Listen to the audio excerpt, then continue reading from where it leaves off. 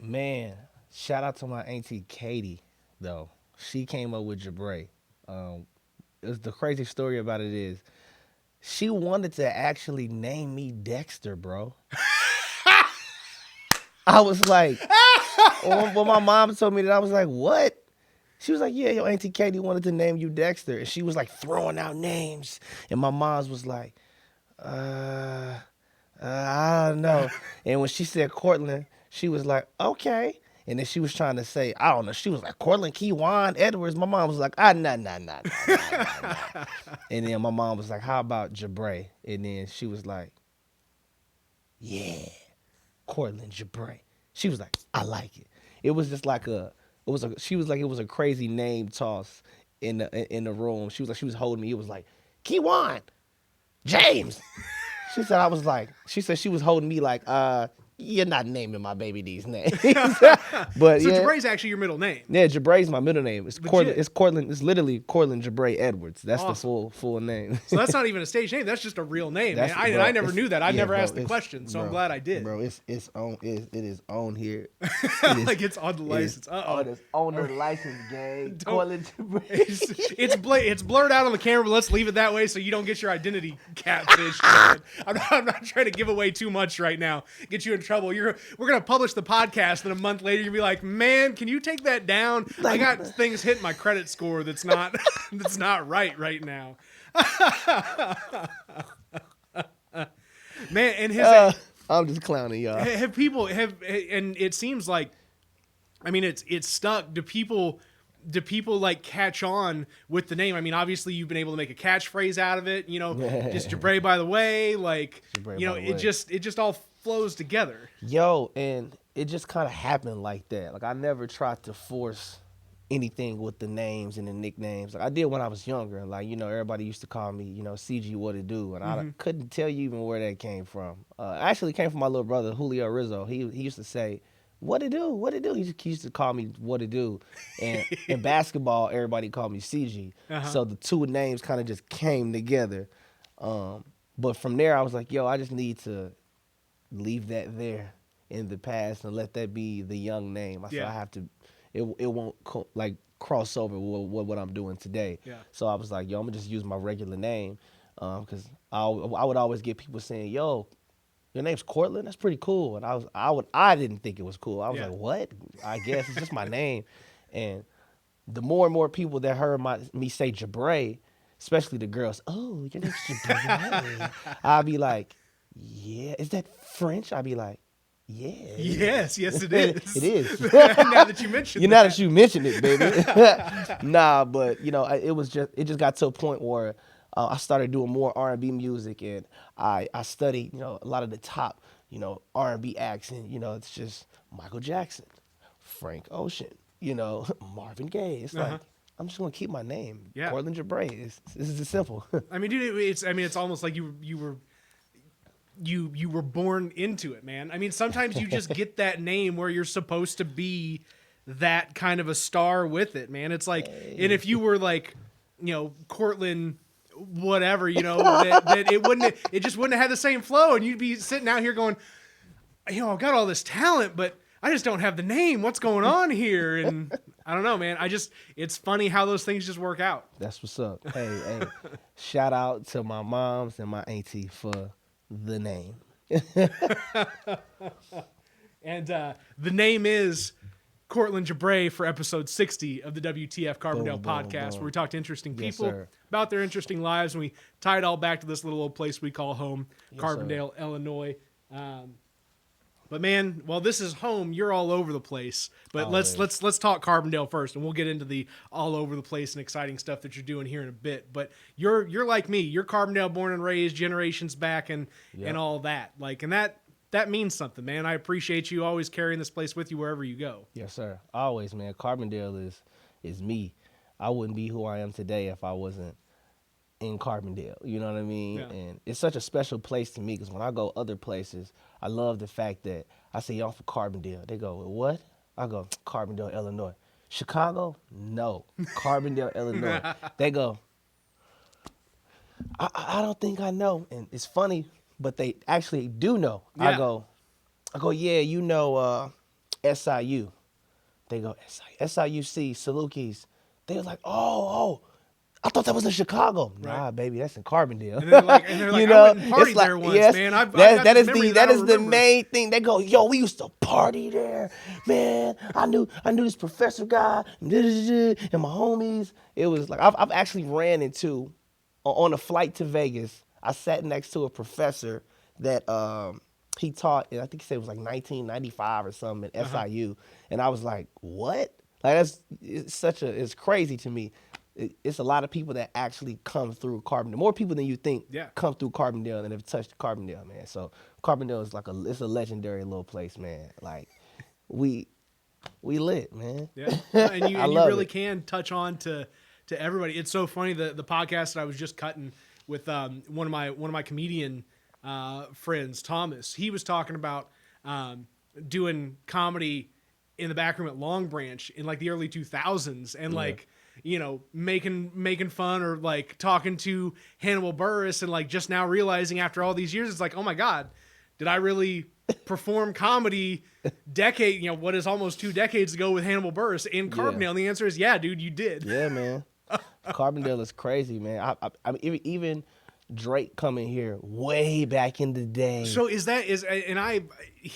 this his first like U.S. performance? That's always kind of the legend, but I wasn't sure if that was the actual case. Like this is his very first. Honestly, I actually don't know if that's true or not. You know what I mean? But we gonna stamp it and say it was. There you go. Drizzy Drake came here first before he was anything. I mean, it was the same that we had Black Eyed Peas, and man. I mean, you know, if you Kendrick rewind Lamar, Kendrick Lamar came down. Oh, dude, I remember during Section 80. Like that was crazy, bro. What? That I remember that concert because the Adult Swim, the people that were doing the Adult Swim block party linked up with me because they wanted some Quattros to like give away.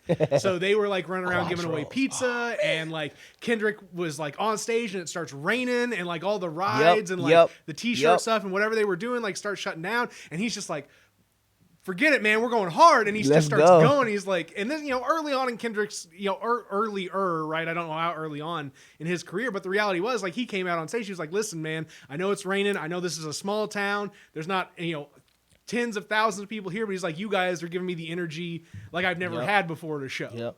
And Kendrick, and speaking of Kendrick, man, out of everybody that I've worked with and everybody that I've ran into, Kendrick Lamar has to be the most humblest person I've ever met in my life. Yeah. Like, he is such a good guy. Like, when I met Kendrick, I was like, oh, snaps. I was like, because I don't really get starstruck. You know, I just be like, oh, okay, what up? Yeah, you got to play the game. Like, I was like, what up, dude? And everybody you see. But Kendrick, man, I'm not going to lie. That's one of my favorite rappers. I study that guy, you know. And so when I seen him, it was crazy because I was signed to Entertainment One at the time, and we was doing the show in New York at the Blitz, and I was sitting at the top of the stairs. I walked in with the label. He walked in with TDE. Everybody had the TDE jackets on, you know, and I'm walking through my label. I'm thinking like, yeah, I'm a superstar too. And then I look down the steps and I see him, and I'm like, yo, that's Kendrick. And I couldn't hold it in. I go, K-Dot. And then I was like, oh man, maybe I shouldn't have did that, man. I said, that's kind of lame. I said, damn. But then he looked at me and was like, yo, what up? And I was like, so you talking to me? He was like, what up? I was like, psh. He reached out like he was trying to give me like some dap. And I was like, man. I shook his hand. He pulled me through the crowd off the steps and gave me like a hug. I was like, what up, bro?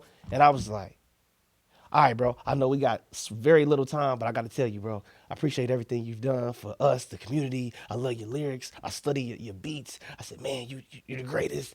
You know, man, this is a moment for me, man. I'm excited. I said, I got my label here. I just got signed. I'm about to go perform. I was like, man, you can watch me. And he was just like, yeah, man, I'm going to sit here and chill. I said, can I take a picture? He was like, for sure. And I was like, man, I'm just trying to be great like you. He was like, he touched my shoulder and was like, be better.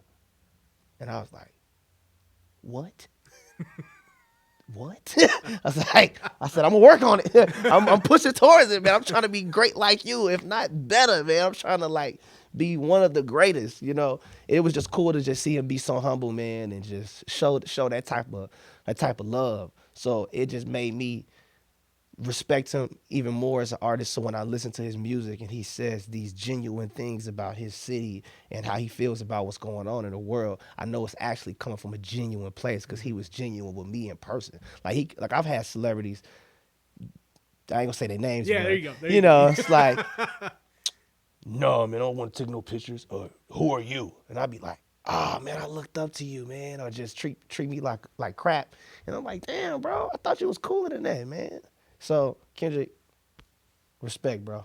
I appreciate you, big dog. Well, that's good, man, because that keeps it on you to like hold that line Yeah, man. as you make the steps Most definitely. in your career. Most definitely learned some stuff from Kendrick by watching him move around and even just speaking to people from a distance. I was watching him. I'm like, man, he just know how to carry himself. He carries himself very well.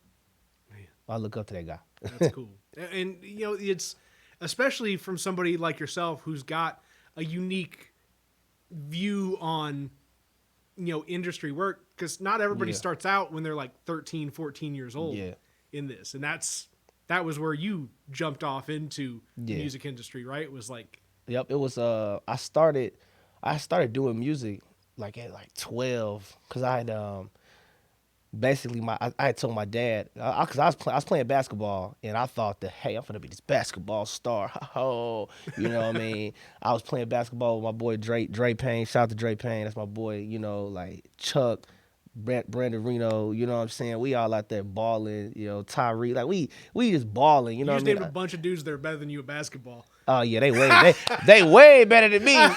They know that Bruce Barrett. Hey, you know what I'm saying? Hey, these is ball players. They know me. I'm just gonna jump and get the ball. Right. That was what I was good for. I was a short dude that could jump super high, and they was just like, hey, Courtlin, just get the rebounds. I said, I can do that. I can do that. So, but yeah, the basketball thing just kind of it turned into just having fun at Addicts and doing more music when I met Lil Action and I was like, yo, so this is cool. And we was just playing around in the garage. Like we wasn't taking it serious. We had a cassette tape and we would like press record. We had 2 earbuds and we would twist the earbuds up and we taped them up and we put it in the microphone jack. So we had the headphones in here like this. So we was rapping in headphones on tape, bro. And we thought it was the coolest thing ever. And I was like, yo, we rapping on tape. And then my dad introduced me to his friend Robert, actually down the street. And he had a little studio. And he goes, man, son, I can take you over there. You can actually make a CD instead of a tape. And I was like, we can be on a CD? Yeah. I think at the time, I'm thinking like, yo, we finna make a CD. We finna get famous. Like, I was like, this is it. So we go over there, man, and it was the craziest experience to this day I've ever had recording. He put the CD in. We had one microphone, and he says, hey, man, y'all remember y'all songs? We go, yeah. He said, all right. I got a blank CD, and I got the CD with y'all beats on it. He said, when I press record, everything's going to be recording over onto this blank CD, the beats and y'all vocals. And we was like, so we just got to sing it straight through on this one mic? He was like, yeah. I was like, I ain't never recorded. I'm like, okay, maybe this how it go. Yeah. I still have that CD to this day. It's so funny. We up in there with sounding like the Chipmunks. Yeah, I just want my name. Yeah, ooh, ooh. Like it was so funny, bro. And I kept laughing because I was messing up. Everybody else was so serious. Yeah. And I was just like, I couldn't take it. It was so funny to me. So you can hear me in the background like, man, laughing on the CD. And it was like we had 5 beats on there. So like one after, like soon as the first song was over with, the second song would come in, and we was like, boy, and it would go into the next song. We was like, dang, we gotta sing. We sang from track 1 to 6 all the way through on one record to get that CD all the way through. That was crazy, man. And that's and now you look at it now and you're like, hold on, that's not how this recording thing works at all. Nah, man. I look at it nowadays and I'm like, yo, I can just plug it in. I'm a bloop next, bloop. All right, I'm gonna edit that, chop it up, because that's what I do, man. I engineer everybody in Carbondale. To me, that's my gift back to Carbondale is what I've learned with the sound of the industry, and I want to give it to the people in Carbondale that I know have the talent that can't drive all the way to Atlanta and pay, 90, $80 per hour for these studio sets. It's just like, man, bro, just give me a little something, and I'm gonna give y'all that high quality sound. And I record everybody. That's what I do. That's it, man. I mean, and that's it's very in line. That's part of what this podcast is. That's part of what just the work in this place is. It's like if you want to succeed, like in a community of folks, like you got to be willing to give yourself up to everybody, because the only way they're going to get better is if like you being as good as what you do gets shared with them. Like if you were to be like, no, it's gonna cost you this and it's gonna be that, and I'm not gonna, you better work with me like this. It's like that people around you aren't gonna be able to get better, and then you just leave it all behind. So Facts. Thanks for not leaving it all behind. Nah, man, I've even taught some people, how to engineer themselves. I tell people all the time. They go, yo, man, I need you, man. I need you to come back to Carbondale so you can record me. And I go, hey, man, I'm gonna give you a gem. You should actually try to learn how to record yourself. It's not difficult. You watch me record you, and I'll give you the sauce, bro. I'm not a person that hides the sauce. Yeah. I've been around people that have dropped so many gems on me that I'm just like, were you supposed to tell me that? Yeah. Thank you. Thank you. And throughout my career, I always tell people that that's how I was blessed to be where I'm at, is being a good person to other people and just not being stingy with the blessings that I've received. It's like, yo, bro, if I received a blessing and I can give it to you, without hurting myself, why not just give you the blessing, bro? Yeah. So when I sit in the studio with people, I go, oh, yo, this is how you do this. And this is how this works. And this is why I'm doing this with your vocals. Some of the people get it. Some of the people don't. Some of the people, well, not that they don't get it, they don't care to get it. They be like, yeah, man, just press record. Just give me my song. But then I have some people like Dylan Conway, which is a super dope guy out here, goes to SIU. He watched me and he said, hey, man, I think I want to try to record myself after like 5 sessions with me. And I said, all right, for sure, bro. I told him what to go do, told him what to go get, told him how to work it. To this day, man, he's recording people on his own now. Quit his job. He's like, yo, bro, I'm an engineer now. I said, good job, bro. That's what you're supposed to do, man. You're welcome. Yeah. I don't care to give away the sauce, man. Just ask. And there's enough room for man. that here. I don't know what it's like, to compete in, bigger cities where everybody's got elbows and trying to get you out of the way so that they can get to the front of the line. Yeah. But in a place like this, it's like, hey, if you put on for here and you put this place on the map, all of a sudden everybody can come along with you. Yep. And now, like, you run the show here. You don't have to worry about, oh, is there somebody else out here trying to, gobble me up as I'm trying to fight through and make my name in industry. So yeah. I think that's, to me, it's the benefit of kind of that small town space is like, it really is big enough for everybody to succeed in. Yes, sir.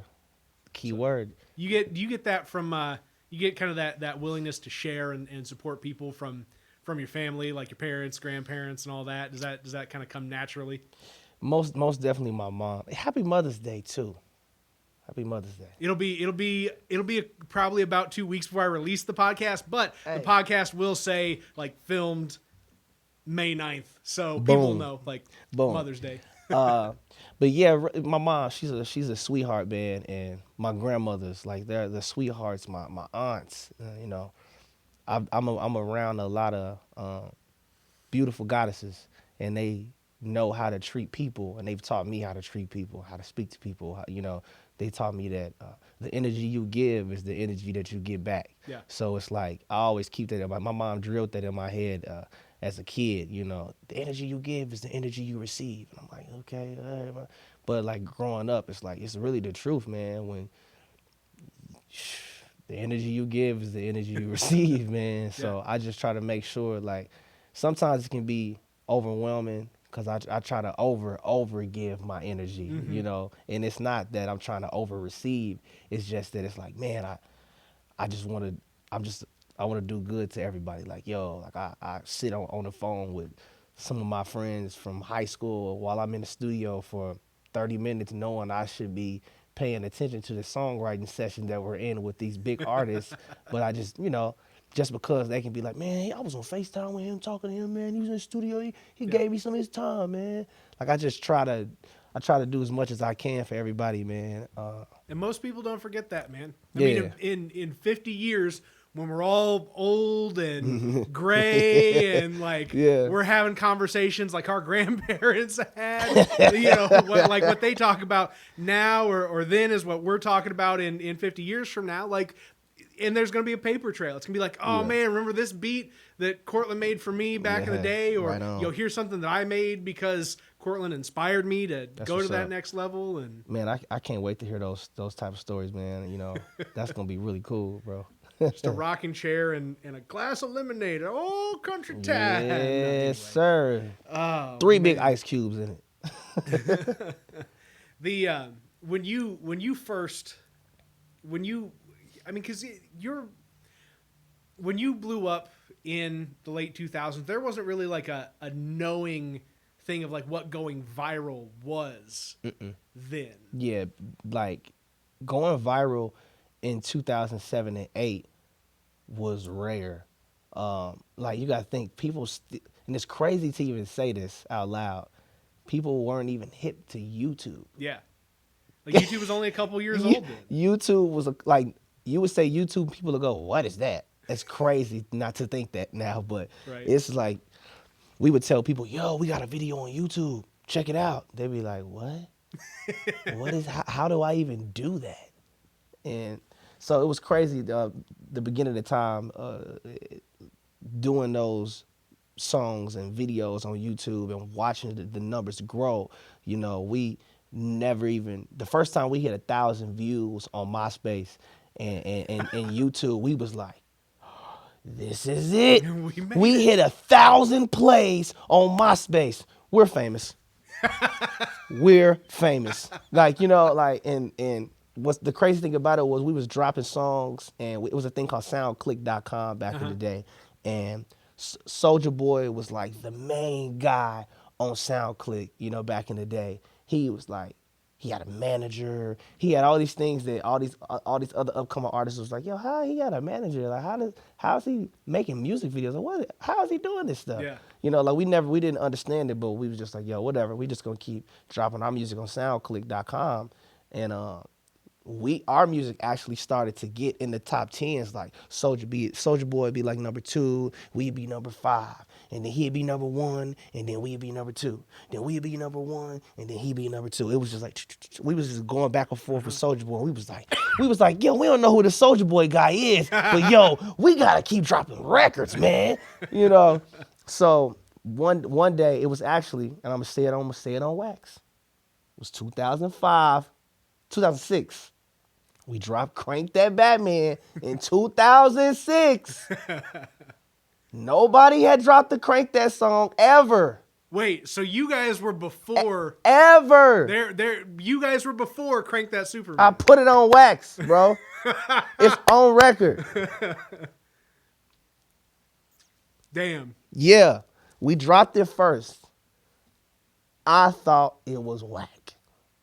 I was like, man, at the time we was looking up to Lil Jon. We was making crunk music. Yeah. I'm like, yeah, I want to be like Lil Jon. And yeah, I want to shake my dreads and kick over a chair or something. Yeah.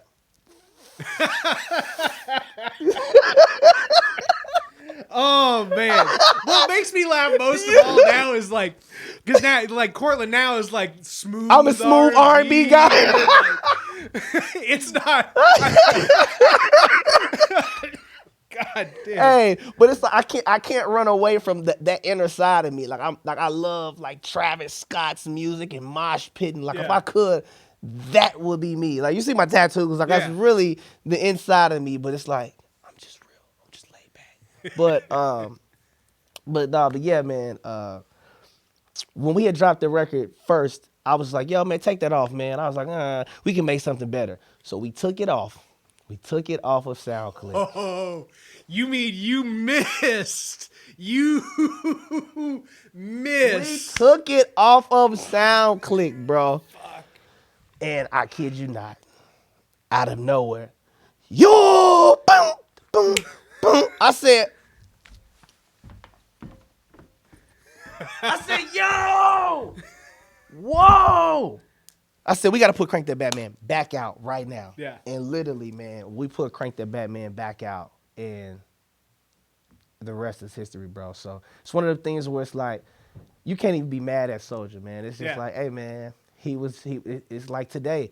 You see the trend, you go with the vibe, you know. Soulja, and Crank That wasn't even the thing that we made up. Crank That is something that was happening Crank That, because we in Carbondale, so a lot of people don't know if you're not from Atlanta. Like I was in Atlanta a lot. Yeah. It's really like my second hometown. I got a crib out there. That's where I'm at all the time. Nice. That's good to know. So if I ever try and like meander on down to Atlanta, I know who I'm calling. Holla at me. But Crank That was a thing that was already being said, like a normal everyday word in Atlanta. Like, yo, we finna crank that up tonight. Like, we finna go. It was just a word people said. Even Yule, that word it's an Atlanta word. People was saying that. Soulja Boy was like, oh, okay, bet. I'm finna go with the flow. Yeah. Like, it was already songs out. It was even a Crank That song out by Player C called Crank That Spider-Man. Before, like, just in the streets, like, so we was all just like, man, all right, bet, let's do it, you know. But Soulja Boy, his Crank That blew up first. Let's just put it like that. That's it. But it was all cool though, man. But because of him going viral for the first time on YouTube, like nobody had ever seen anybody go viral, and we went viral second. It was just like, shout out to DJ Southside and JT and CJ and Keith. They made a video dancing to Crank That Batman in front of their house, big long white tees, and that was I remember. I can think of like the Crank That Batman music video. Now the giant baggy jean shorts. Why were we wearing 3X t-shirts and we only weighed 130 pounds? Like, what was we doing? Yo. And we had fun though. But that was the first time we ever seen our views go from 1,000 or 2,000 views to, we woke up in the morning and we said, yo, we got 20,000 views on YouTube from them dancing. And we was like, I think we finna blow up. The next day it went from 20 to 30. And I said, bro, we did 10,000 views in one day. By the end of the week, we were almost at 300,000 views, 5 new videos of people doing the dance. And then they hit me. I said, yo, guys, I think this is happening. Yeah. This is happening. We went to Atlanta. We met up with our first manager, DJ Smalls, rest in peace. And we went hard. We had boxes of CDs with Crank That Batman on a CD. We was in the malls passing out CDs in front of Cumberland Mall in Atlanta. All of us with spray painted T-shirts in the parking lot before people could go into the mall. Like, hey, check us out, man. We was dancing and our manager was passing out CDs. We have a crowd of people and kids clapping and like taking CDs for free. And it was, we would do that like every day. We was really putting in groundwork. We was outside the radio with Greg Street, like trying to get them to listen to us, which they didn't listen to us. But did you feel like you had people looking out for you the whole time? I had angels above looking out for me, most definitely. I mean that's a real question, right? Because when you're young and you're getting into this, like, it's real easy to be like to get exploited for your raw talent that you're bringing forward. That's true, because I didn't even know what was going on. Like, my dad was even like, yo, who is this Smalls guy that wants to manage you? Because he hit us up on MySpace, and we was like, he want to manage us, let's try it. Yeah. You know, my dad was being a dad, like he's supposed to be. Absolutely. But I also salute my dad for saying, hey, man, you got to try. So I'm going to let you go to Atlanta, my son, with these people that I don't know. He said, I'm going to let you go. But yeah, he said, but when you get out there, just know I got a couple people out there that's, you know, if you need to call, you can call. I'm like, At the time, I was like, huh? Later on, I was like, oh, Oh, I got it. all right, for sure, OG. But yeah, no, everything was fun. It was cool, man. We had a great time. Like, that was like, people don't understand, like, with Crank That Batman, they think it was just viral. Like, nah, like, it wasn't just viral. It was blowing up on YouTube, but what took it over the edge is that we did real groundwork. We was really in Atlanta, Yeah. spray painted T-shirts, dancing in front of schools, dancing in front of the malls, and going to these teen clubs. Back in the day, they had like teen events. You couldn't get in if you was over 18. Yeah. It was just kids. We was in there dancing, having fun, putting picnic tables together and putting a cloth around it like it was a stage. You know what I mean? Like we was having it was crazy, bro. It was crazy. What has it been like? I mean, because that's that's a lot of energy right off the bat. Yeah. And then to like start hitting the ups and the downs and the ebbs and the flows. Because now, I mean, at this point, what if you guys were? It's been 15 plus years in the business doing this now. Yeah, man. Like what has it been like to like manage the expectations, the ups and the downs, and the like always staying focused on, so long as I know what my outcome is, what I want my outcome to be, like I'll get there. Like, has that? Sorry, excuse me. Has that been just part of the process? Like whether I'm at the top, in the middle, at the bottom, wherever I'm at, like at any given point in time, like I'm staying focused on, we're going to make the achievement in the long run. Yeah.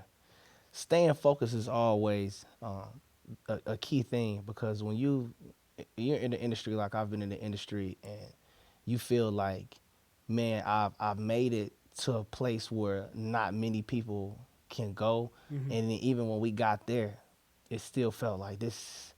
Like, look at Beyonce. Like, how did she get way up there? Like, we got to get up there. We're here. We trying to do that. But then it goes back to other people looking at us like, dang, they got there. Yeah. How can we get there? So it's just like it's always like a step in the process. But going through those ups and downs, man, it definitely messes up your. Sometimes it can mess with you in the inside, because you're like, dang, man, like, why isn't this happening for me? Or da da da da. But I always tell like my friends and like my little brother, like, yo, it's nothing happens overnight. You know what I mean? So you actually have to continue to work. You like, yo, but I put this out and there's nothing happening. And next, keep going. Because in my process, I actually went through I can say it honestly, man. I was depressed, bro. Like I was like, yo, I just lost my record deal with Crank That Batman. Like, yo, like it's over. You know what I mean? They hit us and was like, yo, when you got another hit, just call us. And we was like, we didn't even know what we did the first time. We was just making music, bro.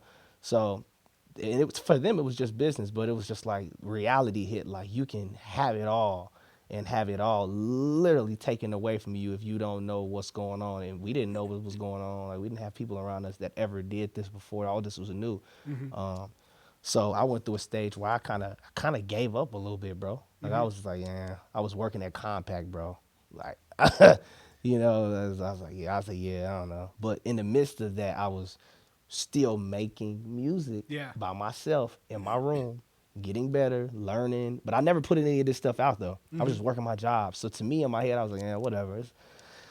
I don't know, man. I don't know what I'm going to do, And then one day I was like, yo, I gotta get out there. I gotta get it in. You know what I mean? Because I had tried to, like, after the Crank That Batman thing had went down, I tried to do something right after that, and all of that I tried to do didn't even work. So I can't even talk about that story.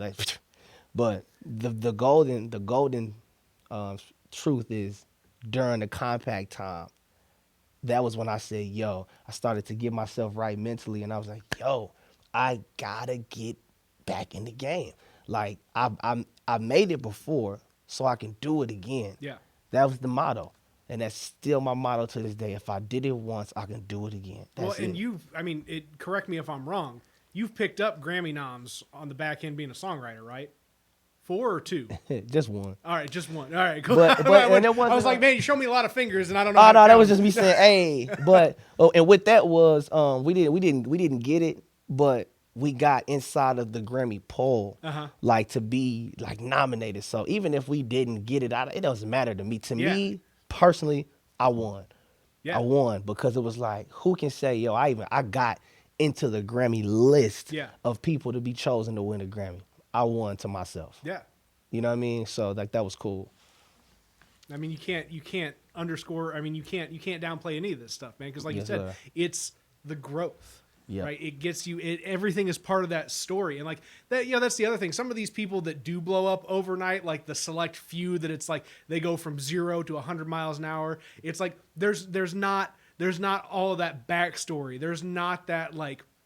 Something that people latch onto, like that grit and determination that they go, oh man, Courtlin stayed in this for years, and look where he was able to get himself to. Like that's what I'm attached to. When they see somebody just go, oh well, now they're famous, now they're that. It's like, man, a star can burn out just as easily as it can light up. Right. And the difference is knowing how to juggle that and maintain it, which is where you're at now. Because I mean, I see all the Facebook posts and like the Instagram posts and like what you've got going on. And I see you in the studio with like real name people doing real stuff, like holding these people up and like getting them to the next level. All the meanwhile, keeping your eye on yourself just the same. Like, it's impressive, man. I appreciate it. It's a little tough sometimes, man. I have my days, man, and where I be like, yo, like, what's going on? But like I said, going back to what I was saying earlier, like if I did it once, I could do it again. Yeah. Stay focused and just continue to staying focused and staying consistent, man. Like as soon as you slip up and you chill, you hurting yourself. Yeah. But if you wake up and you go, I'm doing this today, and you plant all these seeds. Like my motto is, man, I just want to wake up and plant a bunch of seeds. Because when I go to Atlanta and LA and Seattle and I'm moving around and I'm doing all this stuff, I'm planting seeds, and then I just water them. I just keep watering them over time, and then I'm just waiting. And then as I'm waiting, I'm working, and then I plant another seed. Then I go, oh, that one's growing. Oh, look at that one growing right there. Oh, look at all these. Oh, yeah. Everything is it just grows over time. Sometimes I forget about a seed that I've planted, right? A year later, hey, yo, Justin Bieber wants that record. And I'm not saying, Justin Bieber take a record. I'm just saying, hopefully he does. Yeah. But that's the type of stuff that happens. Yeah. It's just like, what? For real? I forgot all about that. That was like a year ago. Yeah, man, he wants to use that song. Let's go. So staying consistent catches up with you sometimes too. You know what I mean? Man, you just gotta... you're still able to eat off of it. That's that more than anything, man. What is the dream for anybody? Just to be able to eat off of the stuff that they love. Yeah, man. And do that work. Speaking of seeds, Jabrae Mondays. Uh-oh. What inspired that? Like, where did that come from? Because, dude, it was all of a sudden one day you're just dropping these things every week, these killer videos, and like remixing people's stuff and like really getting the attention from it. I mean, they were phenomenal pieces. Man, I appreciate that. So what happened with Jabrae Monday was me and my manager, Rudy, we had a plan before COVID hit. Like, we had this mapped out. We knew exactly where we were going to go, how we were going to do these things, and COVID hit. Boom! And we said, okay. That messed up everything. No LA trips. None of that. We was like, okay. Reevaluate. And I was listening to some of my remixes, and Rudy goes, you should do another remix. I was like, yeah, I guess I could just remix and just drop one, I dropped one, and then we got a good reaction from it, and I was like, I bet you I can do it every Monday. And Rudy goes, show me. I was like, man, don't test me, Rudy. I do it every Monday. And it turned into like every Monday, and then it's because we couldn't do nothing for COVID, so I couldn't go shoot no videos, so I would literally just set my phone up and my basement, my girl's basement. You know what I'm saying? And I was just making videos in there, and then it turned into, man, I'm gonna just go outside and shoot videos. You know, I can at least go outside. Yeah. You know, start shooting videos, and the first video we did outside, I said, yo, we gotta take it there.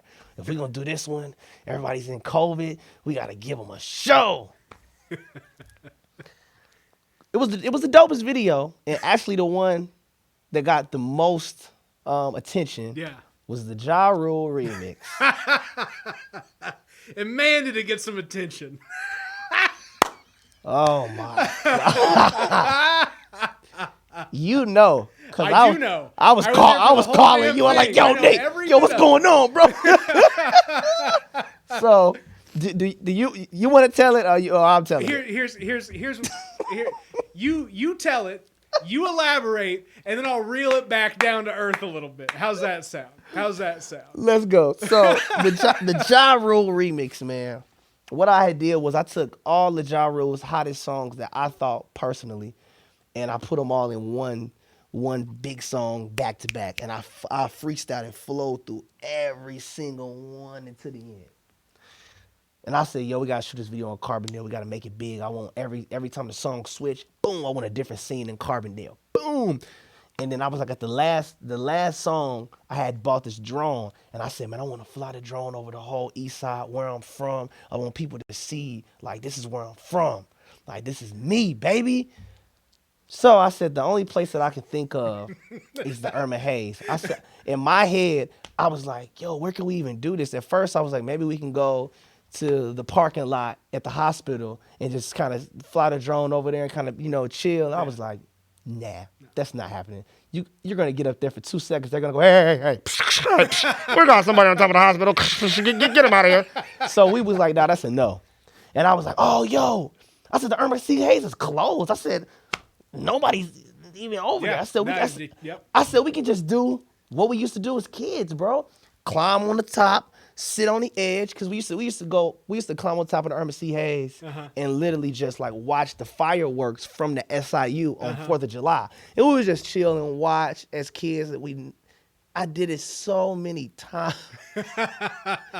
growing up that it was just like, it was nothing. And this was during the time that we knew it was open. Yeah. You know? So me thinking that it's closed, I see boarded up windows. I'm like, man, anybody over there, Irma C. Hayes? Yo, we get up there on the roof. We got kids outside watching, clapping, excited, and we got the drone flying over the top, and I'm rapping and going, and I see this truck pull up, and I'm just thinking like, come on, y'all, we can wrap this up in like, 5 minutes. And granted, before that though, the Carbondale police pulled up and already asked us like, hey, yo, what's going on, man? We said, hey, we're just shooting a music video. Just gonna get some shots, man, and we're gonna get up out of here. He was like, all right. And I we had to explain to him, hey, this is not that type of video. We're not showing guns in the video. We're not doing none of that type of stuff. This is not that, bro. And he was like, hey, man, no problem. I see people out here watching you guys. You guys seem like good kids, man. He said, I'm finna do my little roundabout. By the time I come back, you should be cool. Because, some people might be like, what's going on? I said, yo, by the time you do your roundabout, we should be done. He was like, bet. We on the roof doing what we doing. And man, dude pull up. What y'all doing on that roof? And I can't. The music, not loud, but it's like up at a good pace to where I can. If he's down on the ground and you're up, I don't even know. I don't even know. All I hear is. He sound like Donald Duck. I'm like, yo, what is that, bro? They like, hey, I think somebody's trying to tell us to get down. I said, all right, come on, let's wrap this up, bro, because we was really done. Yeah. I said we had already been up there for like 7 minutes. I said that's all I needed, bro. Yeah. It was like two shots. And all of a sudden, bro, my guy goes, hey, Courtlin, I think we need to get down. And I'm rapping like what? And if you watch the video in the background, all you see is police pulling up. I'm like, all right, man, we might as well just, I'm almost done with the rap now. We might as well just finish it. Yeah. Finish it. I see lights flashing. The guy's like, come on, man, get down. We like, all right, man, we get down. I'm thinking that they're just finna tell us, hey, y'all can't do that, you know, blah, blah, blah, blah, blah. Like, I had already talked to the officer, and he was like, yo, y'all good. Just, you know, wrap it up. Yeah. Yo, I get down. As soon as I get down, I feel him doing this to my arm. And I'm like, hey, what? I'm like, yo, what are you doing? And, you know, me being black, I'm like, yeah, I'm gonna just go ahead and just, I don't want no issue, because he kind of got a little, I was like, hey, man. I was like, you know what, man, I'm just going, I don't know what's going on, but I'm gonna chill.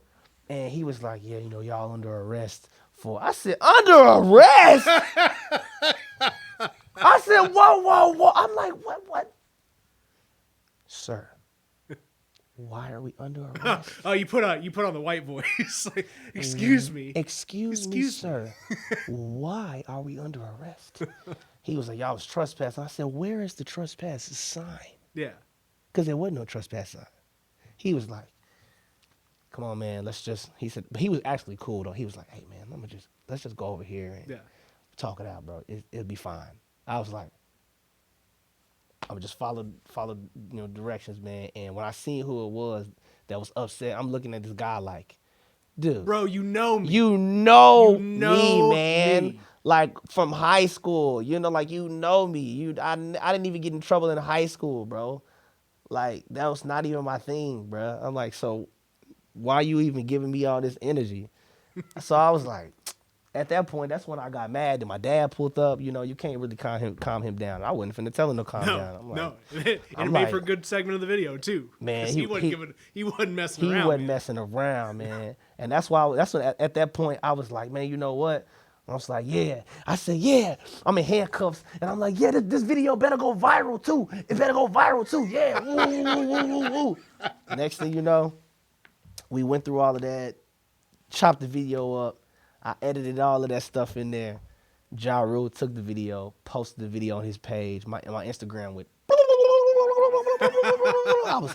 I had all kind of people hitting me up, bro. Man, it was crazy. It was super. It's still on his page right now. Yeah. No, I mean it'll be there forever. Like you got that. You gotta keep man, that. And here's the deal, right? So I was now I'll fill in on my side.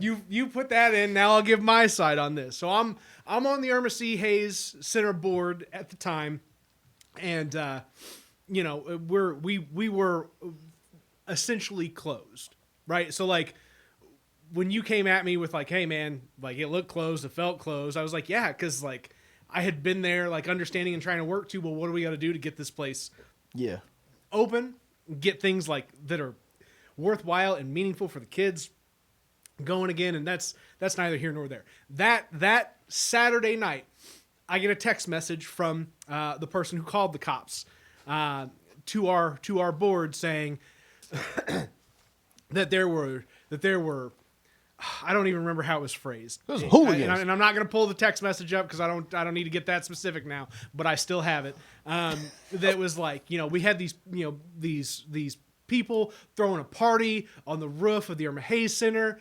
Like I think something about throwing beer bottles and some other wild stuff. It's like I called the police and here's specifically how it was phrased. This I do recall and could show proof. I was like, I told the cops to arrest these people, bro. Right? For and it's real like, though, bro. No, I was like, what? He could have just been like, yo, y'all can't do that. If y'all, you know, do this again, I'm calling the police. Yeah. Or while the police was there, he could have been like, hey man, I ain't gonna, you know, arrest y'all or nothing. And this, that, it could have went several different ways. But that's not what he was on. Like, he was on some straight Uncle Ruckus. You feel me? Yeah, I said it. So I get a phone call the next day. Like I didn't pay too much mind of it. It's like, okay, cool. Well, if somebody was like, you know, messing around doing some wild stuff and damaging it, like, okay, cool.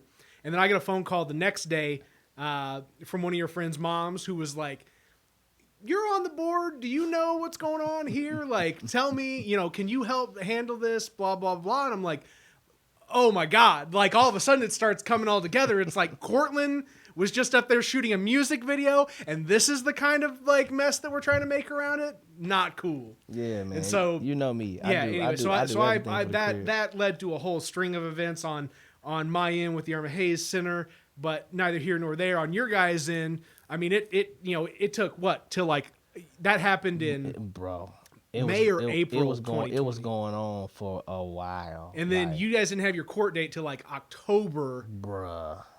And then I forgot where I was. I think I was in L.A. when I did the Zoom call. I think I was in L.A. Yeah, I was so pissed because I had to push back my studio session. Yeah, because I was like, I gotta do a Zoom call with the court, and everybody was like, oh. What you do, bro? I was like, nothing crazy, man. Just let's push it back to later. Yeah. I'm sitting in the hotel and I get on the call and I'm doing all of that, and it was to me it was so funny because he was pulling out files like I didn't burnt the Irma Hayes down or something. I'm in the courtroom. I'm on the call like, yo, this is what happened. A, B, C, 1, 2, 3. Yeah. They was laughing and was like, dismissed. I was like, cool, peace. Yeah, but I'm out. But here's the deal, though, because E-Dog and it was E-Dog and somebody else who were supposed to be there, and they didn't show up for the court call, so their original stuff got dropped, but then they got hit with more stuff because they didn't show up to the court call.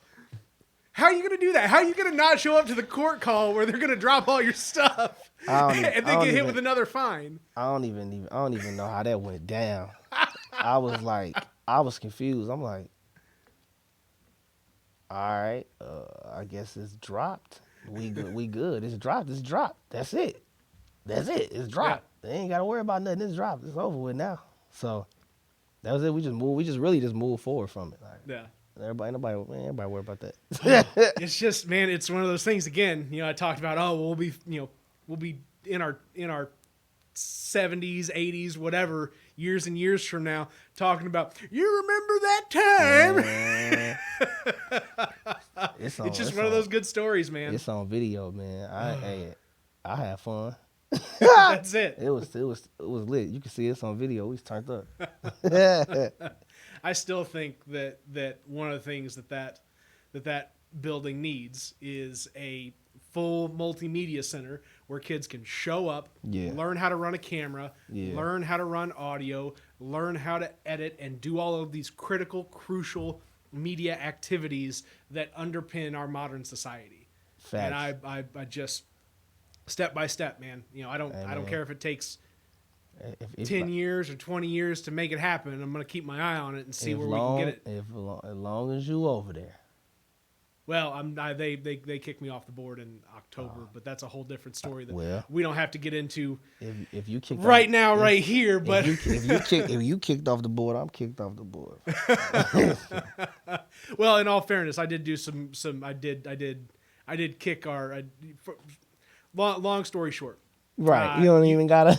Yeah. Here I was like, I'm not going to get into it, but here now I'm getting into it. So, I leveraged the bylaws to remove, a person from the board to clear way, but then that person had already kind of set up for more people to come on the board, and after I made my move, a move was made on me, and that was that. And you know what? Good. It's all. Hey man, you good peoples though. You know what I mean, and you got good people behind you. Yeah. So it's like.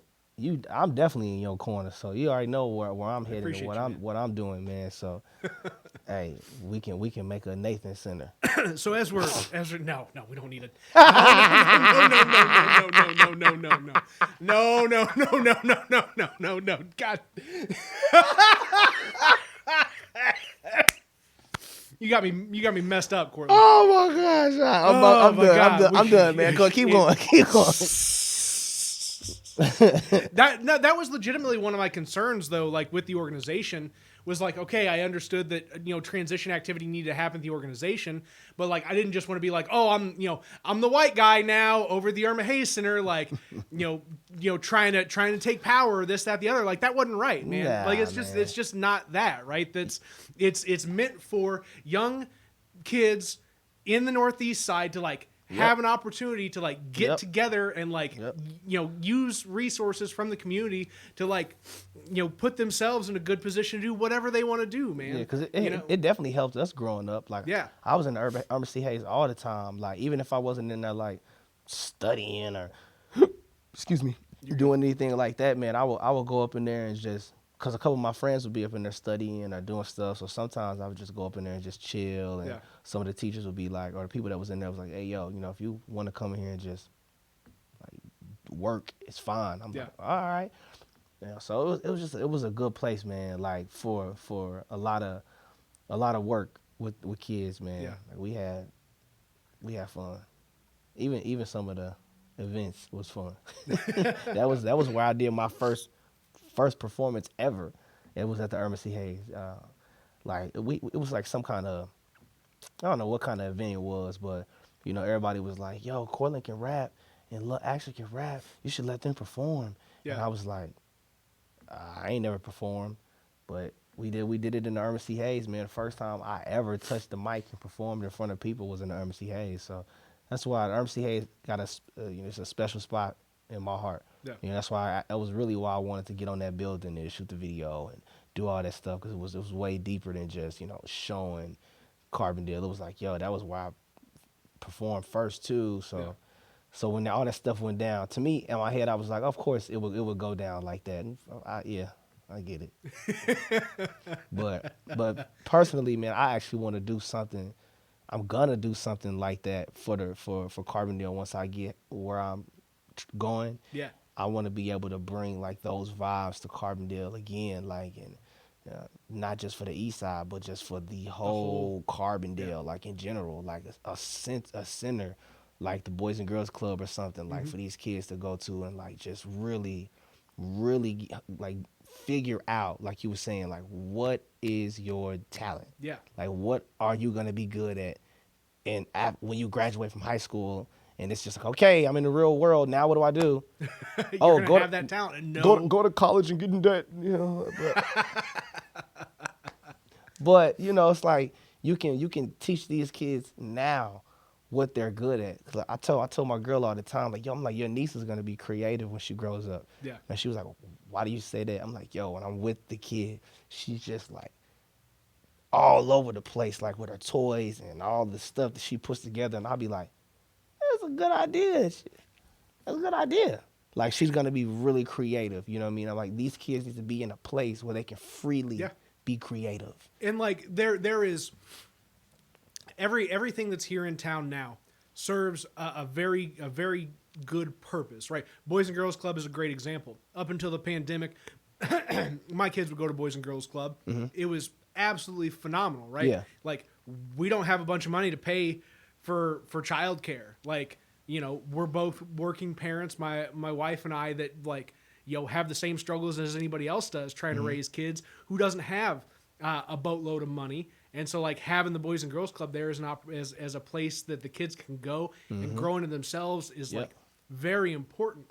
But there is something about a very specific, function of like, I intentionally want to not just provide a place for kids to be able to be comfortable, socialize, and do their homework, and like be fed, and all take care of all the basic needs, but like build a place where it's purpose built, nurturing for talents, right? And that is that's the difference between kind of what we're talking about now and what currently exists, right? Is that that we need to be having space that is purposefully attempting to develop talents for people, for children that have identified like, hey, this is where I want to go with right now. So no, man, and I will promise you this right here, right now, and put it on record. You go do whatever you need to, wherever you need to do, and I will be that anchor here for you to pick up and run with that work when you need it to happen. I can't wait. Let's touch on one more thing before we close out on this podcast. I think we've covered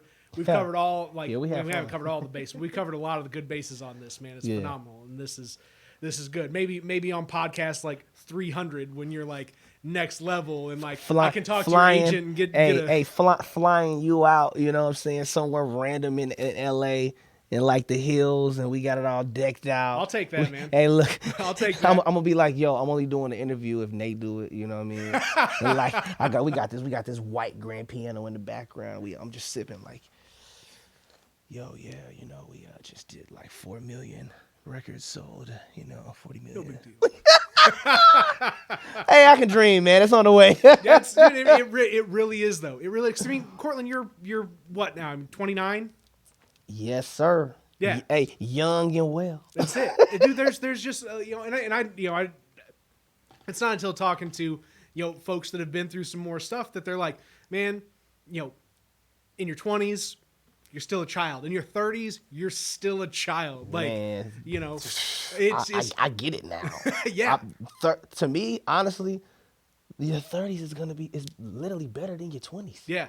I'm putting on wax. You've been putting in the work, and now it's time to gain traction and like get some speed going. No, yeah, it's, man. it's there. I'm 25 though, guys. Yeah, Crank That Batman came out when I was 7. Yeah. But no, the one thing that we talked about before the podcast that we hadn't touched on yet, that you said that I didn't know, I think, until you'd share with me, is that one of your grandmothers was the first black employee with the city of Carbondale. Yes, my grandmother, Virginia Edwards, she was the first black woman to get hired and work in the Carbondale, the community Carbondale, So it was pretty cool though. Like when I got the newspaper at home, like we got it all like framed for the City Hall of Carbondale community, and it was like, oh man, like they gave her like an article. They got like little plaques when you go to the City Hall and you see Virginia Edwards in there. It's just like, oh man, she was the first black lady to work up in here. Dude, it's crazy to think of like just how close in time that all of these things are, right? People like to talk about racism in America as if it's some like foregone relic of the past. Right. That advancement for black folks in this country is something that's just always been there. It's like, nah, man, like if it's literally just your grandma that was the first black woman to work at City Hall, like that's in your lifetime. Like you see that, you engage with that. And I was gonna like try and close the podcast on that, but there's another important thing that you did with Jabrae Mondays and the work that you were doing last summer when we were having an abundance of marches in Carbondale, right? Like you were making art around the Black Lives Matter movement last summer, and like to the point where people that were able to take photos of you and what you were involved in. I remember like somebody that like ended up projected on the side of a building somewhere in Denver, and I was like, what? Yeah, it's cool. It's pretty cool. I had everybody was tagging me. It was like, yo, they got a picture. They got your pictures from you performing like projected on this building for the Black Lives Matter movement, and I was like, that's what's up. Like that was cool. Yeah, man. I just be trying to spread that love, man, and uplift my people, man, because we get stepped on so much, man. So I just want to make sure, like, these young kids that's watching me, see that, I can do that, or, I can rise through all of this, man. Like, that's why I do what I do, man. I do it for the youth, man. I just need them to see, like, it's a better way than whatever you seeing in Carbondale. You know what I mean? I've seen so many kids that I grew up with now that's grown just go completely left. Yeah. And I'm like, yo, that's not even your vibe, man. Like you wasn't even like that. Like you was this guy. You should be owning a business somewhere in, you know what I mean? Yeah. I mean the hustle can go, so many different directions. It's like put it where it needs to go. Yeah, bro. It's like, come on, do what you know you're supposed to be doing, man. Yeah. Like you got art, you got talent. Like go do what you need to do. That's why I said shout out to my boy Dre Payne, man. He be getting it in. Like he be coaching the kids with basketball. He be out here doing what he's supposed to do for his community, repainting Addicts Park, man. Shout out to that boy Dre Payne, man. I'm gonna put Dre on the list of folks that need to be on the WTF Carbondale podcast. Please do. Holler at my man. He get it in. I will. That's my best friend, bro. For this episode, we have gotten it in with Courtlin Jabrae for episode 60 of the WTF Carbondale podcast. Have a good one, folks. Whatever that one may be.